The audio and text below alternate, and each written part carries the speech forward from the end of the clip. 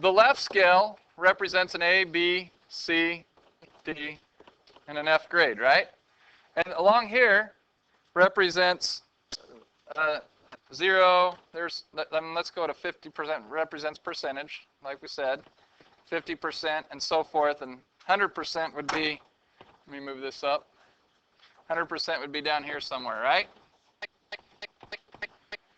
Okay, and so you have this grade right here. Now let's start off. To get an A in this high school, what do you usually have to have? Well, to get an A minus or an A in the A range, what do you have to have? 90%. So we would say that A has to be what? X has to be greater than 90. So really, this would be, this would be 90. Well, no, this would be an A when X is greater than or equal to 90, right? So A is X is greater than or equal to 90. Because if you, there's no equation here, you guys. A is the equation. You get an A if your percentage is greater than 90. Does that make sense?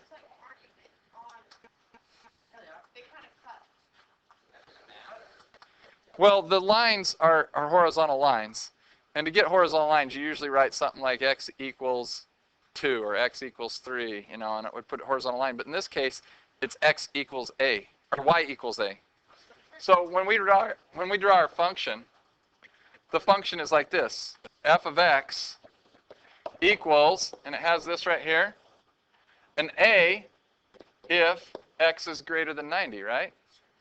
A B if what? X is greater than 80. Just greater than 80? But less than the 90. So we'd have to write it like this. Greater than or equal to 80, but less than 90. Could we put less than or equal to 90? No, right? Okay. C if X is between what and what? What grade do you get a C? You guys don't even know this yet, do you? Because none of you guys ever got a C, right? 70. 70 and 80, right? A D if it's between what and what? 60 and 70. And an F if what? If X is less than 60, right? That's what it's getting at. That's what it wants you to understand. Have you guys had experience with this kind of a function before? Yeah, your letter grade system is set up on a function. If you get greater than 90, you get an A. If you get between 80 and 90, you get a B. Between 70 and 80, you get a C. You just didn't know it was a step function. You didn't know it was a piecewise function. But it is, okay? What other one yet on? I think you guys know how to do 18 and 19. I can do one of them. I'll do one of them. Which one do you guys want to do? Okay, 18. I thought we went over these really quick. I thought we understood these clearly. We have two equations right here. We're going to write them in slope-intercept form. Y equals mx plus b form. So the first one, what's the y-intercept on the first one? 1. What's the slope? Down 2 over 1. How do you write down 2 over 1? Negative 2, right? Do you guys understand that? M is down 2 over 1. That's negative 2, right? And the slope was a positive 1, so we're going to, the y-intercept was a positive 1, so we write y equals what? What's the, Negative 2x? And then what? Plus 1. That's in slope-intercept form. Negative 2 is the slope. 1 is the y-intercept. What's the next one? This one, you can't really tell where it would cross the y-axis, right? By looking at it. Right at negative 2, doesn't it? Because if you're counting the slope, what's the slope of this one? It's negative 2. No, what's the slope of it? It's 4, because no, it's not 4. Thank you, Roger. It's 1/4, because you go up 1 to the right, 4. So it's 1/4 x, and that would cause it to intersect the y-axis at -2. Now, to write it as a piecewise function, we write f of x equals, we put one of those braces right there, and we have the two equations, -2x plus 1 and 1/4 x minus 2. We put a comma, and then we put the domain, the restricted domain.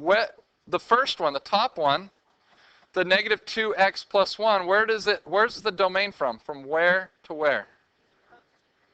0 to 3. Everybody look at that. I want you to look at your graph from 0 to 3. Do you see why it's from 0 to 3? So, I'm sorry, right down here. X has to be greater than or equal to 0, but less than or equal to 3.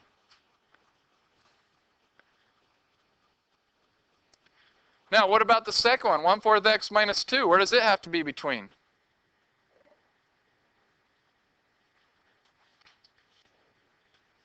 It has to be between where and where? What was that? Well, right here. The first one is between 0 and 3, because if you'll notice, between 0 and 3 along the x-axis is where that graph exists, right? Where does the second graph exist? From where to where? 4 and 8. Yeah, 4 and 8. So 4 is less than or equal to x is less than or equal to 8. Now, why can I put less than or equal? Why can I put equal signs on all of these, you guys? Yeah, they don't share any points, do they? They don't overlap at all.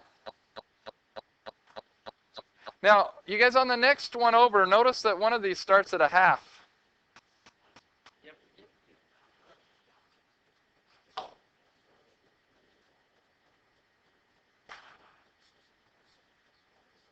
So make sure you take in consideration those halves, okay? All right, but that's how you write a piecewise function right there. If you have trouble on this, I'm recording this. You can go home and watch it. Okay? All right. When is this assignment due, you guys? No, not next time, but the time after. Yeah. Hey, by the way, what's the total domain of this function right here? It's not 0 to 8. Why? It skips. It skips. Does it include numbers between 3 and 4? No. Like 3.5? No. Yeah, it doesn't include 3.5, doesn't include 3.8. Any number between 3 and 4 it does not include. That would be anything that's 3 point something, all right? Okay, so you can't say it's domain. The domain is from 0 to 3 and then from 4 to 8. You can't write it as one domain. Okay.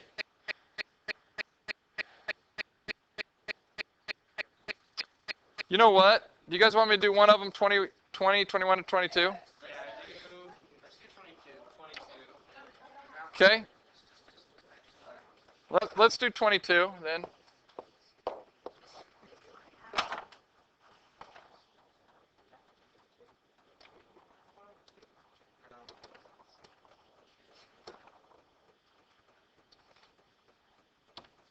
Okay, so it says beginning with the parent function f of x equals x squared, write the equation of the new function g of x that is a transformation of f of x as described, then graph it. Okay, so it says shift f of x up 3 units, then left 6, and then reflect vertically, and then stretch by 1/2. Okay, so I'm going to write the equation right here. Y equals, or f of x equals, we got to have some room here. I mean, the first function, you guys, f of x equals, it says the first thing to do is take x squared and shift it up 3 units. Well, do you guys remember to shift it up 3 units, I just add 3 to it? And you don't need to graph this right here, but it would look like this.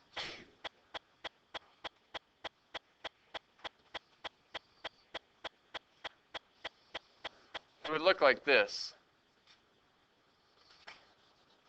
That's what x squared plus 3 would look like. It shifts it up 3 units, right? Remember that? Then it says left 6 units. Well, I would do this to shift it left 6 units. I would write x plus 6 squared. Add the 3, right? Adding 6, remember the horizontal shifted the opposite of the sign. So this one would now shift 1, 2, 3, 4, 5, 6 units this way. Okay? And then it says reflect vertically. What does that mean? So what I'm going to do, how do I write the equation if I'm going to reflect it? I put a negative in front, so it's going to be negative x plus 6 squared plus 3. And that's going to make it go like this, right? And then it says stretch it by 1/2. How do you do that? How do you write the stretch? Yeah, so it's going to be negative 1/2 times x plus 6 squared plus 3. And so now it's going to make it skinnier by 1/2. So you're going to times everything by 1/2 when you do it. Actually, it's going to make it wider. Okay, so it's going to go something like that, a little bit more. Okay, now put it in your calculator. See if that graph's the same thing. Put this very last one, f of x equals negative 1/2 times x plus 6 squared plus 3 in your calculator and see if that works. Okay, so you get that shape right there. Now, you guys, it says, number 3, it says, explain what happens graphically from f of x to g of x. What do you think happens? What's the only thing that changed on this graph? All the negative numbers became positive, right? All the negative numbers, instead of going to negative 1, negative 1, negative 2, negative 2, negative 3, negative 3, you went to negative 3, positive 3, negative 4, positive 4, right? All the negative x numbers became positive because you took the absolute value. It flipped it over and it made this V shape. It took a line, we had a line, and it reflected it over, so everything was positive, and now we have It's like they put a mirror a right V. there. Exactly. It's like you put a mirror right there and flex it over. So just that value, the equation, just that shape. Yeah. Okay, so you guys, we ready? If you take the absolute value of a linear equation, you're always going to get a V shape. Got it? Okay. Now, you guys, it asks you to write a piecewise function for g of x. Instead of writing it as this, it wants you to write it as a piecewise function. So we have 2 parts. Let's do this left part first. What's this left part going to be? What is the slope of this line? It's negative 1. So negative x. What is the y-intercept? 0. So we're going to leave it like that. But where is it? What's the domain of this one? X is less than or equal to 0, right? You know what? I always like to put the negative ones not equal to, so I'm just going to put x is less than 0. Okay, what's the slope of this part over here? It's a positive 1, right? And what's the y-intercept? 0. And where does it exist from? Greater than, x is greater than or equal to 0. There's your piecewise function. That's what it's asking you to do. Does that make sense? Okay, now the last part. It says create a table of values from negative 4, 4 for f of x and g of x. Explain how this connects your answer in questions 3 and 4. Well, we kind of already made a table of values for g of x, but f of x. What's f of x function going to look like if we do that? Instead to go from this, instead of negative 3, positive 3, you get negative 3, negative 3, right? Negative 2, negative 2. Negative 1, negative 1. 0, 0, 1, 1, 2, 2, 3, 3, right? That's the difference between those 2 functions. So what's the only difference? We already talked about this. All the negatives on this one became positive because you took the absolute value of them. So do you see how you can write an absolute function as a piecewise absolute value function like this? This is called a linear absolute value function. This is called a linear absolute value function right here. Okay, now, hopefully that helped you out a little bit. Understanding that, I want you to go to the other side. Number 6, 7, and 8. I want you to answer the questions that it asks you. Read everything, answer the questions. This one should take you 3 minutes or less to do. Okay, go.